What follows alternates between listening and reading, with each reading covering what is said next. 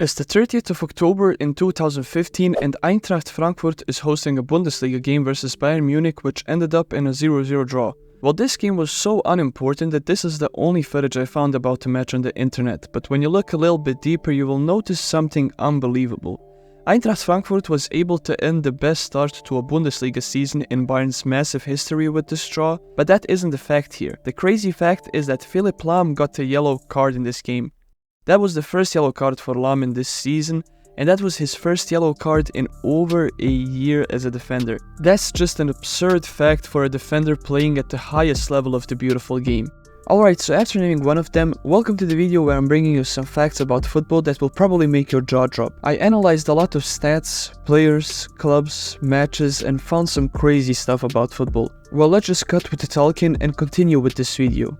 Moving on now from one card to the other, I found this article on Sport Bible talking about the 50 greatest defenders of all time, basically featuring the best players ever to be in the back line. And you can have only one guess which players that played in the 21st century didn't get a red card during their career. Now this is a whole different level because the refereeing nowadays is a lot better than back in the 20th century. In fact, the cards were introduced first in 1970, so it took some time to develop well. Now, coming back to the list, there is actually no list. There is only one man that achieved this at the highest level. It's Philipp Lahm again.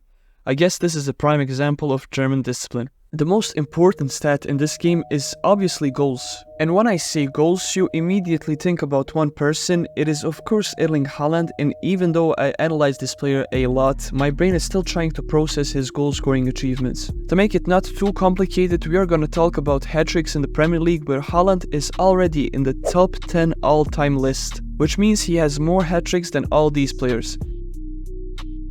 Every player you can see on the screen is a PL legend or veteran. Well, to show you even more how ridiculous this is, every player that has a star besides them means that they have 10 plus seasons of experience in the Premier League. Haaland made it look even more than easy in the Premier League, and this just made my jaw drop to the floor. Now going from one elite football country to another, in Germany where right now at the top of the Bundesliga we can find Bayer Leverkusen. Even though this club has one of the best teams in Germany right now, they somehow have less Bundesliga titles than a team out of Austria. From 1933 to 1944, while Germany was now Nazi Germany, Bundesliga was reorganized into 16 regional Gauligen, with each of these leagues sending their champion to the national playoffs. One of the leagues being the Ostmark, where today's Austria is, with some parts of Poland, Slovenia, and Czechoslovakia. In 1941, Rapid Wien was the champion of Ostmark and ended up going all the way to the final of the national playoffs, where they made a 3-0 comeback versus Schalke, which means Rapid Wien has one Bundesliga title, and that's one more than Leverkusen. Even though it was during the most brutal war of all time, there were still 100,000 people in the stands in Berlin for this game. Eventually, on the same day of this final, the invasion of the Soviet Union happened, which just adds on to this fact that surely made your jaw drop.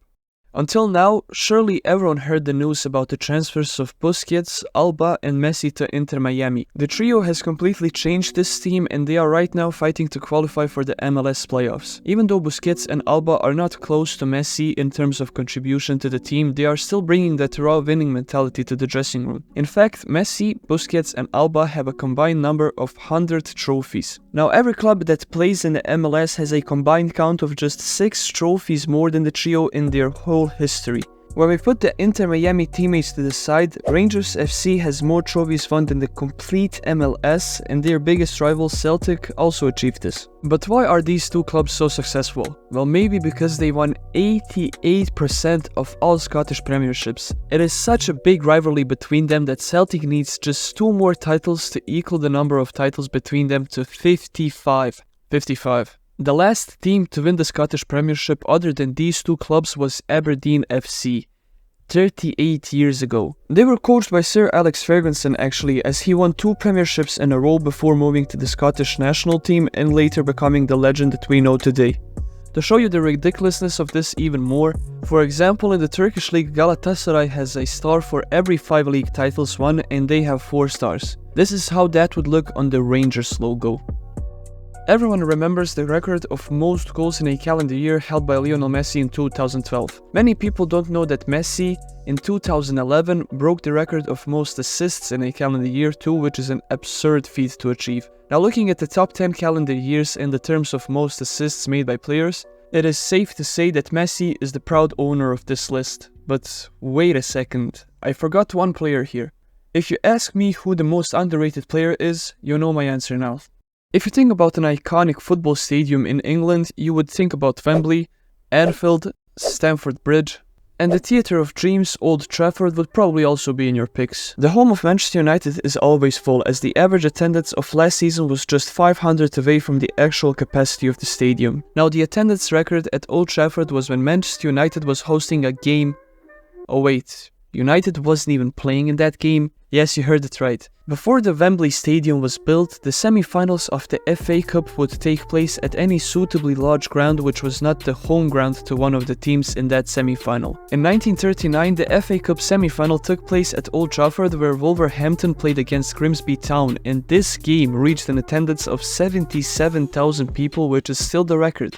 I mean, just look at this picture, that simply says it all. Now, you probably know one legend from Manchester United. His name is Cristiano Ronaldo. He is like the most famous guy in the world. Anyway, Cristiano wasn't always the dominant player that we know today. In fact, when he joined United in 2003, he was just an average Premier League player. In his first 3 seasons, he didn't even average 10 goals in a season, and when we compare him to the best forwards to ever lace up until the age of 21, Cristiano Ronaldo looks really weak comparing him to the others. Well, after 20 years, we know what's happened, and everyone thinks he was always this good, but he wasn't. He wasn't at all. It's actually the same thing as putting a bet on Ryan Mbeumo from Brentford that he will win 5 Ballon d'Ors, 5 Champions Leagues, and have the most goals scored of all time. Just think about the chances of that happening. And not to forget, here is that same list from the start, just a little bit updated. Did your jaw drop until now? I really hope you enjoyed this video. If you did, feel free to subscribe and you can expect a weekly video on this channel. If something goes out of plan, you can find out on my Instagram page, which link is in the description. Alright now, peace out people.